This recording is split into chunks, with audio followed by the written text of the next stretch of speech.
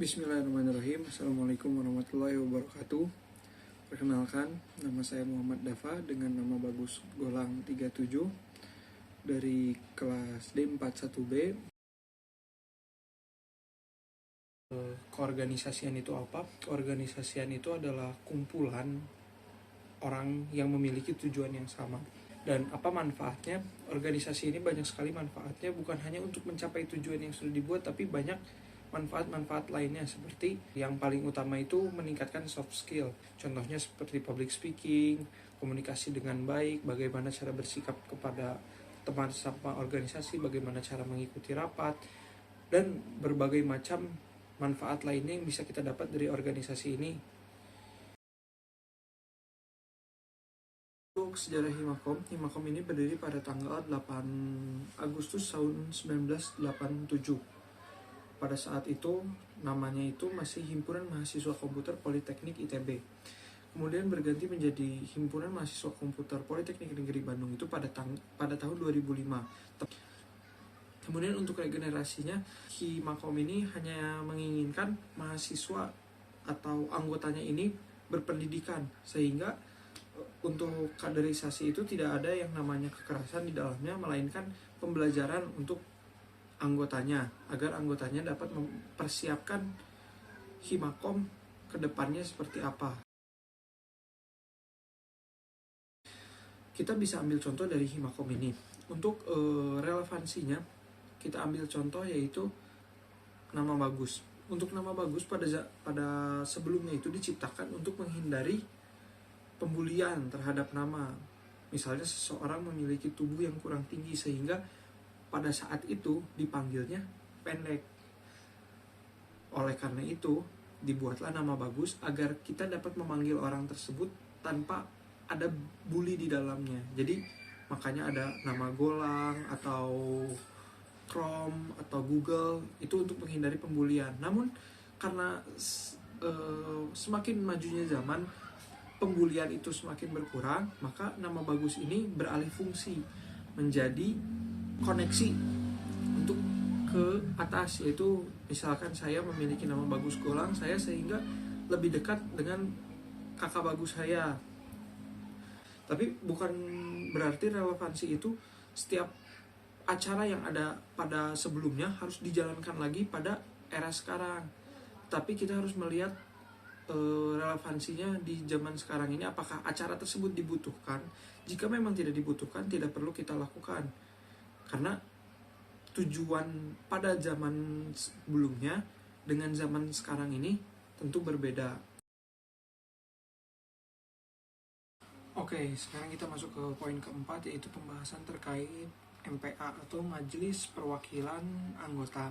Nah, MPA Himakom ini merupakan badan legislatif dari Himakom.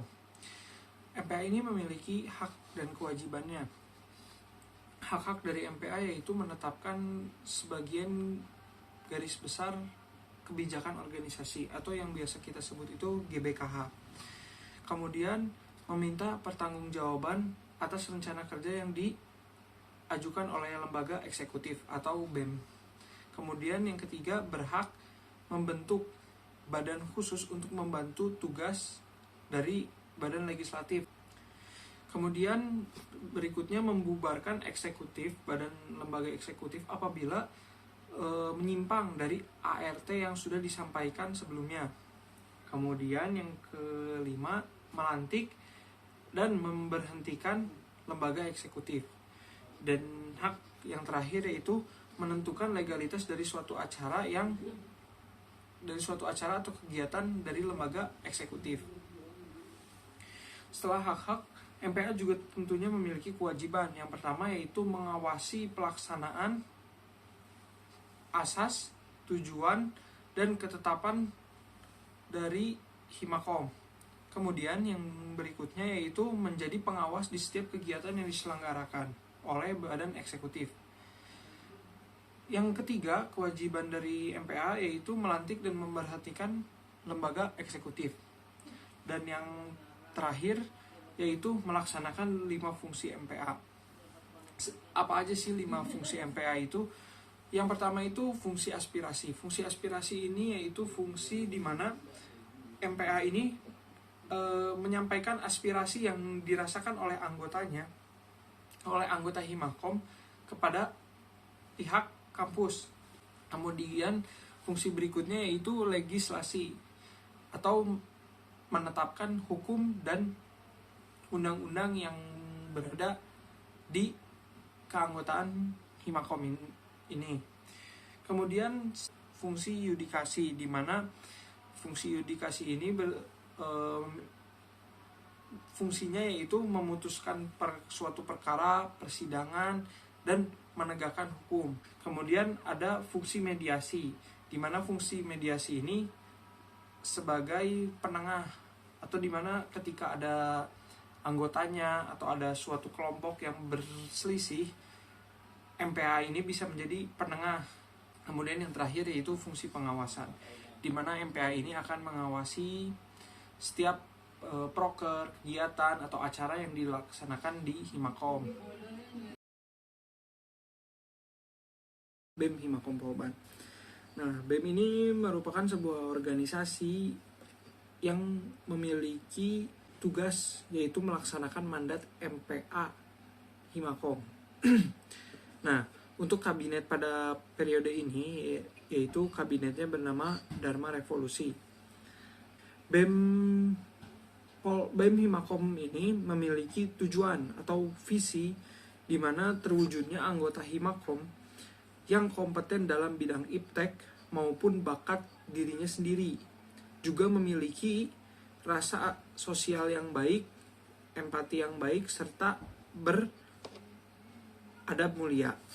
BEM Himakom juga memiliki misi yaitu memfasilitasi para anggota Himakom dalam mengembangkan potensi dirinya, baik akademik maupun non-akademik, kemudian meningkatkan sikap melek teknologi kepada anggota Himakom, terutama di bidang teknologi informasi.